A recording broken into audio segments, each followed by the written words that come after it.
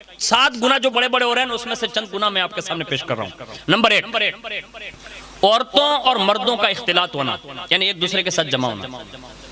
अब किसी भी मुफ्तियान निज़ाम से पूछ ले, आप सवाल कर लें, मोहताज से मोहताज जो मुफ्तियान निज़ाम होंगे ना, वो भी इस चीज की इजाजत नहीं देंगे। इसलिए हमें और आपको ये चाहिए कि अपनी खुशी हो या गम, मर्द और औरत का जहाँ इख्तिलात यानी मिलना जुलना होता है, उठना बैठना साथ में होता है, उसको रोकने की जरूरत है। इसको आप रोकें, कोशिश करें। ये बहुत समाज की बड़ी जरूरत है। आप कहेंगे मौलाना इसमें क्या हो जाता है? उसमें जब इज्जत पामाल हो जाती है ना, तब पता चलता है कि क्या हुआ। और ये मैं मुहतात अंदाज में आपके सामने जुमले अर्ज कर रहा हूँ। दूसरा,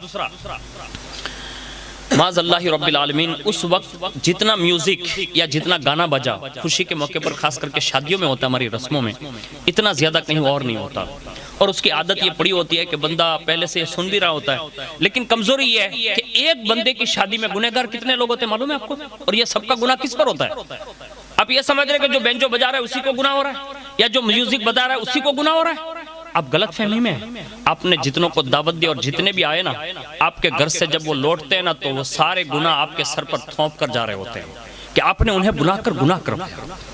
हम और आप ये देख रहे हैं। और हमारी गैरत तो मर गई ना अब, कि जिस मंडप में बेटी नाचती हो और बाप कुर्सी पर बैठा हो, वो बाप किस गैरत वाला होगा? बोलो। गैरत वाला बाप किसी को देखना हो ना, तो अब्दुल्ला के जिगर पारे मोहम्मदुर रसूलुल्लाह को देखें। गैरत वाली बेटी देखनी हो ना, तो वो सैयदा कायनात को देखें। आला हजरत की तहकीक है कि सैयदा को इतना गैरतमंद बनाया था, इतना गैरतमंद बनाया था, इतना गैरतमंद बनाया था कि सैयदा के दुपट्टे को ये चांद और सूरज ने भी नहीं देखा। ये है गैरत। वो कायनात की अजीम शहजादी जिसने गैरत की इंतहा कर दी इस वाक्य में, कि हजरत इमरान का वाक्य बहुत मशहूर है कि हजरत इमरान को लेकर हुजूर एक बार सैयदा के घर पे तशरीफ ले गए, और जैसे गए ना तो दरवाजे पर दस्तक दी। सैयदा ने पूछा कौन? हुजूर ने फरमाया मैं मोहम्मद, और मेरे साथ एक मेरा सहाबी है जिसका नाम इमरान है। अर्ज किया या रसूल अल्लाह, आप तशरीफ ला सकते हैं, इमरान नहीं आ सकते। क्या कहा? आज हमारे यहाँ क्या सिस्टम बनी हुई है? मेरी बहनें अगर सुन रहे हो ना तो तवज्जो फरमाएं। मैं बहनों का दुश्मन नहीं हूँ, मैं आपका बहुत मतलब वो हूँ, हमदर्द हूँ। इसको मुझे ये जोर से बोल रहा हूँ तो इसको ये ना समझें कि मैं कोई गलत आपको पैगाम दे रहा हूँ। बहुत अच्छी बात आपके सामने अर्ज कर रहा हूँ। हमारे यहाँ बच्चियों का और औरतों का एक माहौल बना हुआ है कि वो घर के दरवाजे पर असर की नमाज से लेकर मगरिब तक बाहर बैठती है। अक्सर आपने देखा होगा मोहल्ले के हालात ये बने हुए। हमें ये बैठने से परहेज करना चाहिए। मेरी बहनों को खास इल्तिजा है कि आप ये मत बैठिए, इसलिए कि आपके बैठने से घर की बरकतें ज़ाय हो जाती है। घर में रहमत के जो फरिश्ते आते हैं ना, वो भी वो मतलब चले जाते हैं। आप अंदर बैठें, अंदर रहें, और अल्लाह उसके रसूल को राजी करने वाले काम करें, ताकि कम अज कम आपका शौहर या आपका बेटा जो कुछ कमाने गया है ना, अल्लाह वो बरकतों के साथ भेजता है। हलाल कमाई लाता है तो बरकतों के साथ भेज रहा होता है, लेकिन आपका इस्तकबाल ही ऐसा होता है ना कि जिसमें फिर बरकत के फरिश्ते वापस हो जाते हैं। तो इसको बंद करने की जरूरत है। इसको थोड़ा एहतियात अंदाज में, अगर लोग समझदार है ना, तो अपनी बेटी हो या बहू हो या कोई भी हो, उसको थोड़ा बहुत समझा दें। मैं ये नहीं कहता कि उसको कैद में रखा जाए। हाँ, अगर कोई शरा के मुताबिक जायज काम है, आप वहां तक उनको इजाजत दे सकते हैं, लेकिन ये मुहतात अंदाज में रहने की जरूरत है। दूसरे नंबर पर एक बात बताऊं, जो हमारे यहाँ बड़ी तेजी के साथ ये रस्म फैली हुई है और इसको फरोग दिया जा रहा है। हमारे यहाँ जैसे सब्जी वाला आया, दूध वाला आया, या कोई भी चीज बेचने वाला है ना, तो औरतें चारों तरफ से उसको घेर लेती है।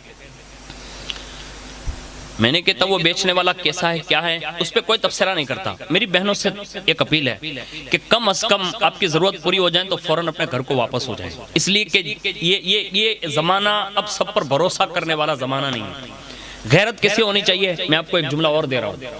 फारूक आजम खुद, फारूक आजम सैयदना फारूक आजम खुद जब घर में होते और उनकी बेटी हजरत सैयदा हफ्सा जब मिलने आती, तो जाहिर सी बात है हजरत हफ्सा है और उम्मुल मुमिनीन होने का शर्फ हासिल है।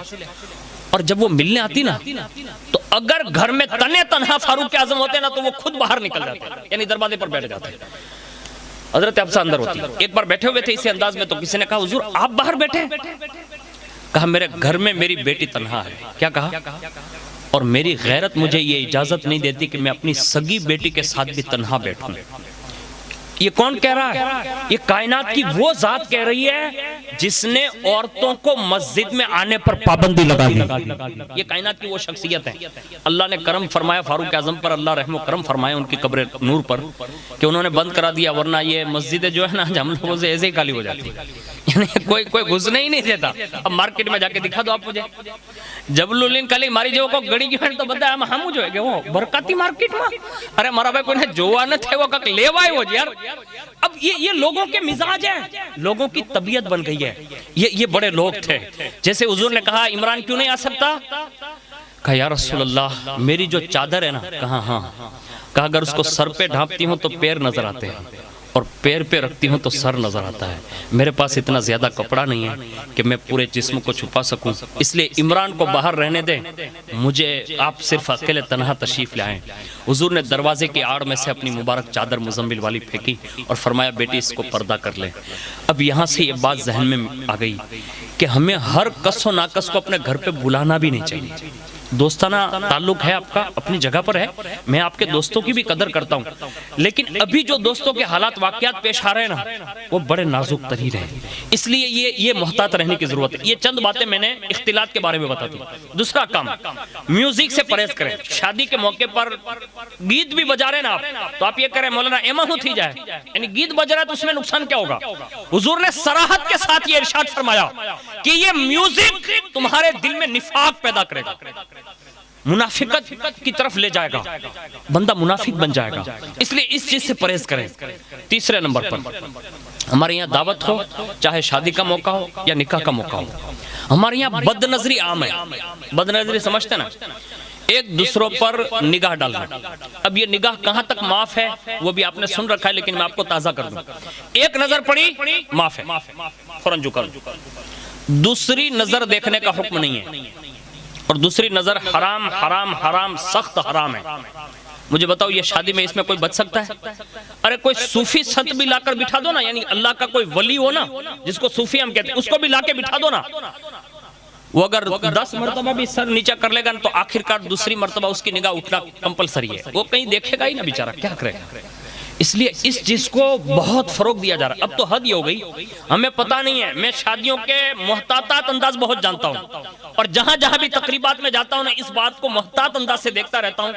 ہمارے یہاں معاذ اللہ یہ موبائل نے اتنا نخود نکال دیا کہ باقاعدہ ہمارے گھر میں آ کر مہمان ہماری قوم کی بیٹیوں کا ویڈیو بنا لیتا ہے اور ہمیں اس کا پتہ تک نہیں چلتا. ہماری بیٹیوں کی تصویریں بھی کھینچی جا چکی ہوتی ہے، ہمیں اس کا احساس بھی نہیں ہوتا. ہمیں اس معاملے میں محتاط رہنا ہوگا. اگر ہم نے اس کو احتیاط سے نہ لیا نا تو آنے والے اوقات میں ہمیں بڑی تکلیفوں کا سامنا کرنا پڑے گا.